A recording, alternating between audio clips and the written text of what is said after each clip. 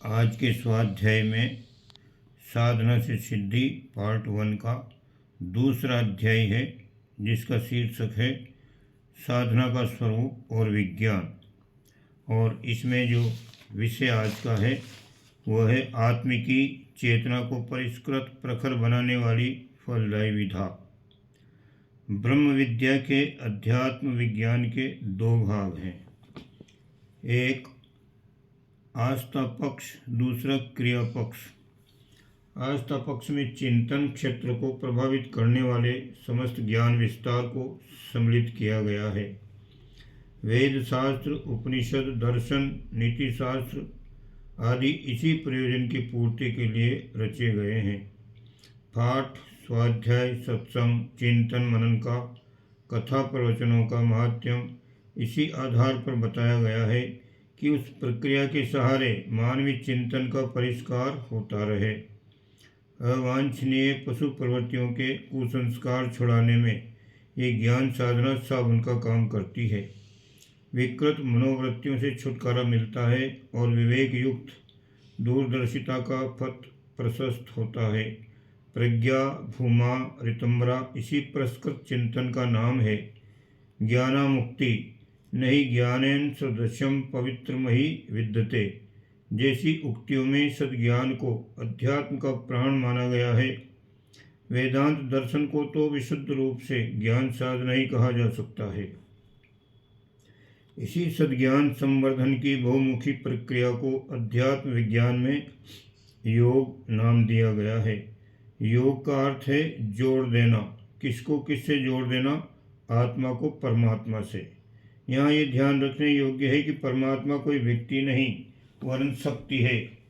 उत्कृष्ट आदर्शवादी आस्थाओं आकांक्षाओं के रूप में ही उसकी अनुभूति अपने विचार संस्थान में की जा सकती है।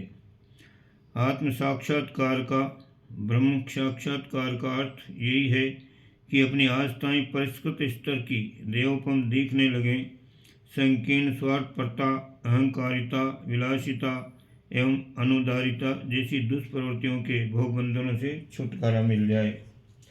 परिष्कृत चिंतन की परम सुखद प्रतिक्रिया को ध्यान में रखते हुए उसे स्वर्ग कहा गया है।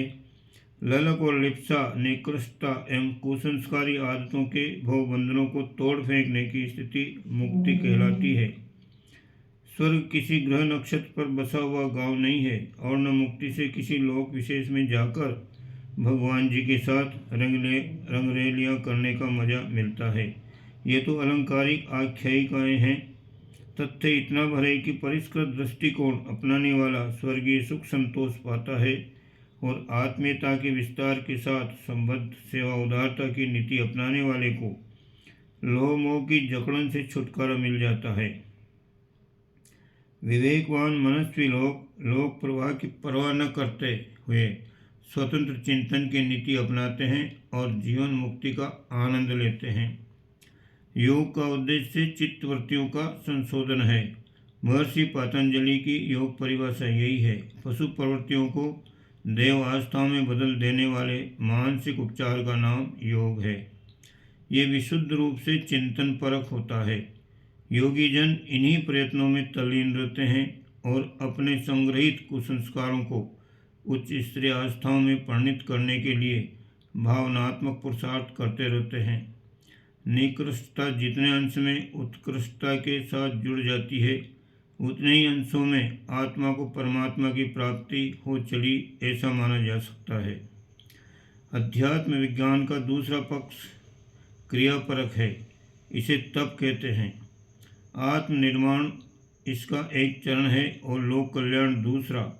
इन दोनों के लिए जो भी प्रयत्न करने पड़ते हैं उनमें अभ्यस्त पशु प्रवृत्तियों को चोट पहुंचती है, स्वार्थ साधनों में कमी आती है और परमार्थ प्रयोजनों की सेवा साधना करते हुए कई तरह की कठिनाइयों का सामना करना पड़ता है। स्वार्थ सुविधा में कटौती करके ही परमार्थ की दिशा में कुछ किया जा सकता है। प्रत्यक्षतः ये सांसारिक दृष्टि से घाटे का सौदा है और अभ्यस्त प्रवृत्ति से विपरीत पड़ने के कारण कष्ट, भय भी अनुभव होता है। इन कठिनाइयों को पार करने के लिए शरीर की तितिक्षा का, मन की सादगी का तथा इस मार्ग में आने वाली कठिनाइयों का सामना करने योग्य आंतरिक साहसिकता का सहारा लेना पड़ता है। अपने आप को इसी ढांचे में ढालने के लिए जितने भी प्रयास किए जाते हैं वे सब तप की श्रेणी में गिने जाते हैं।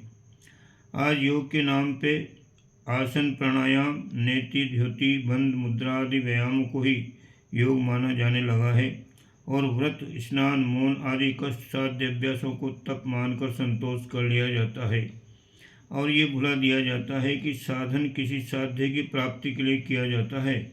उपासनात्मक कर्म कांडों का उद्देश्य भावनात्मक स्तर को प्रयत्नपूर्वक ऊंचा उठाना है।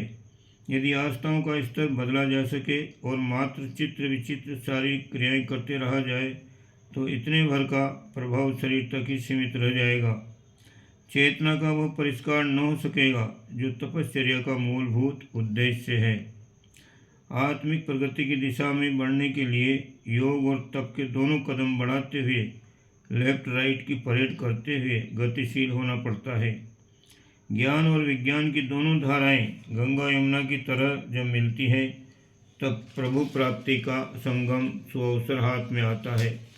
भिन्न भिन्न परंपराओं में अपनी ज्ञान साधना और कर्मकांड प्रक्रियाएं कई तरह से निर्धारित किया है, पर सभी का मूल प्रयोजन समान है। समस्त संसार में प्रचलित अध्यात्म के ज्ञान पक्ष को योग और क्रिया पक्ष को तप की ही संज्ञा दी जा सकती है। गायत्री को योग और यज्ञ को तप के अर्थ में ही प्रयुक्त साधन के रूप में देखा जाना चाहिए। योग दर्शन को 4 भागों में विभाजित किया जा सकता है। पहला है आत्मज्ञान, दूसरा ब्रह्म ज्ञान, तीसरा तत्व ज्ञान और चौथा सद्ज्ञान। आत्मज्ञान वह है जिसमें जीव का जीवन का अंतः चेतना के उत्थान पतन का निरूपण किया जाता है और आत्मचिंतन, आत्म सुधार, आत्मनिर्माण एवं आत्म परिष्कार का सूक्ष्मदर्शी प्रकाश युक्त मार्गदर्शन किया जाता है। दूसरे शब्दों में इसे जीवात्मा की विवेचना भी कह सकते हैं। दूसरा है ब्रह्म ज्ञान। ब्रह्म ज्ञान वह है जिसमें परमात्मा की संपूर्ण सत्ता की व्याख्या को तो अचिंत्य नेति नेति कहकर बौद्धिक असमर्थता प्रकट कर दी गई है, पर मनुष्य जीवन के साथ परमात्मा सत्ता का जितना तालमेल बैठता है उस पर कई दृष्टियों से प्रकाश डाला जाता है। आत्मा के साथ परमात्मा का मिलन निसंदेह लोहे और पारस के संपर्क से सोना बन जाने वाली किंवदंती सच्चे अर्थों में सार्थक देखी जा सकती है। अमृत और कल्पवृक्ष के लाभ महात्म्य का जो अलंकारिक वर्णन मिलता है उसे परमात्मा के सानिध्य से मिलने वाली भौतिक तथा आत्मिक उपलब्धियों को देखते हुए अक्षरशः सही माना जा सकता है। सिद्धियों का, चमत्कारी अलौकिकताओं का जो विवरण साधना ग्रंथों में मिलता है उसे परमात्मा सत्ता के साथ जीवात्म के सानिध्य संपर्क को सुनिश्चित प्रक्रिया कहा जा सकता है।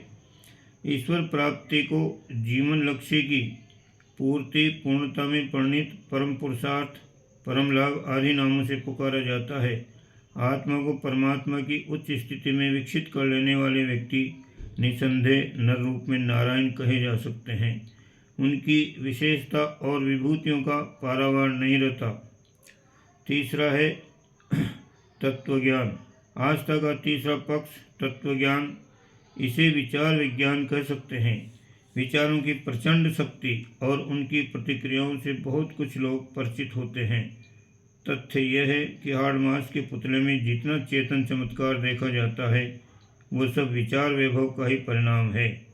व्यक्तित्व की उत्कृष्टता, निकृष्टता, मनुष्य की प्रतिभा, वरिष्ठता और सर्वतोमुखी दुर्बलता का मूल्यांकन किसी के विचारों का स्तर देखकर ही किया जा सकता है। सफलता